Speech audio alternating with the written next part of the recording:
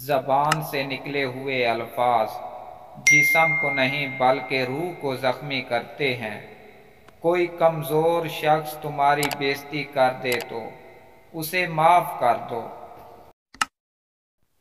ہر چیز کا ایک بیج ہوتا ہے اور دشمن کا بیج مذاق کرنا ہے۔ جو کام لوگوں کے سامنے نہیں کر سکتے اس کام کو چھپ کر بھی کبھی مت کرو۔ ایسی بات مت کہو جو مخالف کی سمجھ سے بالا تر ہو۔